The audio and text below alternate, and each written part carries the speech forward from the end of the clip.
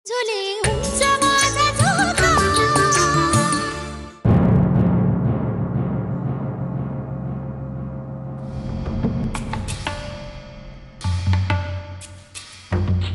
आल्या शाही स्वाऱ्या फेरफटका मारून।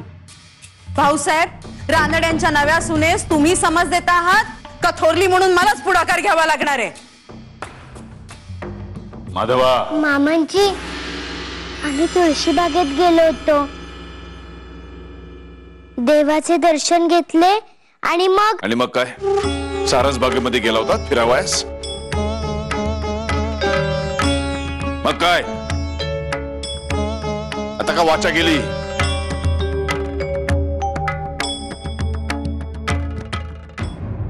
मामांजी, हे आपल्यासाठी। हे काय?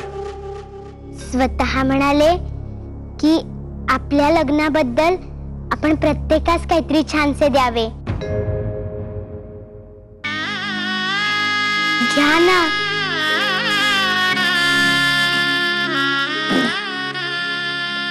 घ्या ना भाऊसाहेब।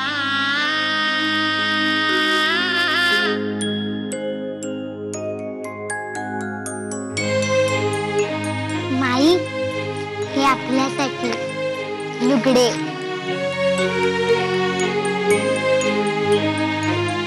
सुभद्रा काकू, सगुणा वहिनी, तुमच्यासाठी सुद्धा आणि माझ्यासाठी सुद्धा।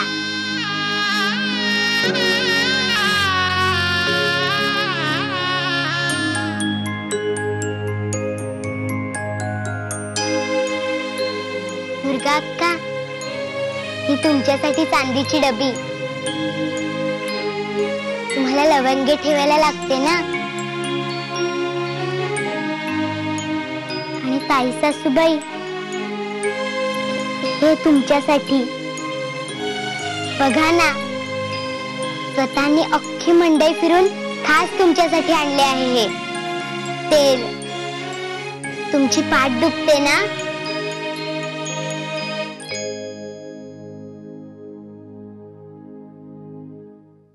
हे तेल लावले ना की अगदी ऊन ऊन वाटते।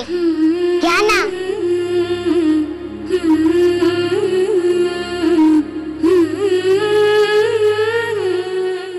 सुभद्रा काकू, तुम्ही लावाल ताई सासूबाईंच्या पाठीस तेल?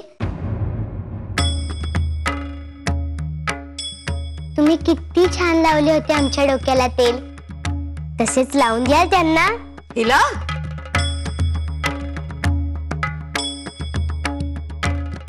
देईन हो, चांगले लावून देईन तेल पाठीला।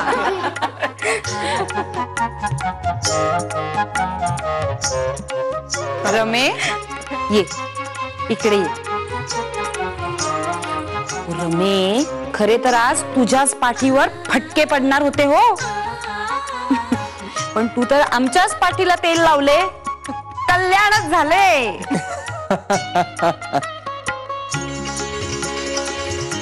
आज काही वेगळे सोनमुख पाहायला मिळाले। चला आता खऱ्या सोनमुखाची तयारी लागा। चला दुर्गा का, चल दागिने का, या चला चला चला चला।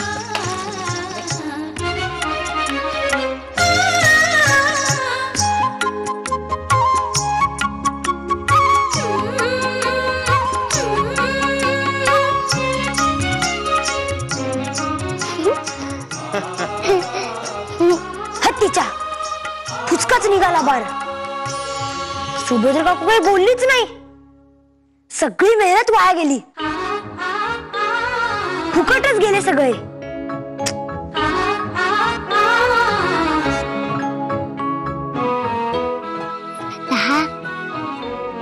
सारे अगदी छान जुळून आले ना? खरेच। जा आता सोनमुखाची तयारी करा। रानड्यांच्या लाडक्या सुनबाई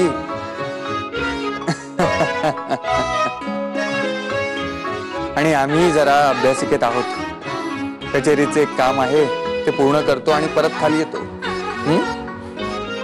जा।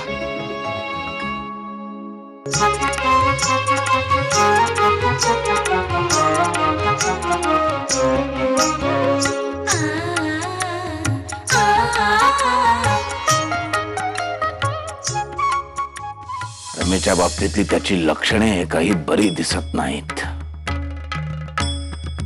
तिला शिकवून मड्डम करण्याचा जर त्याचा विचार असेल तर ते जमायचे नाही. झुले उंच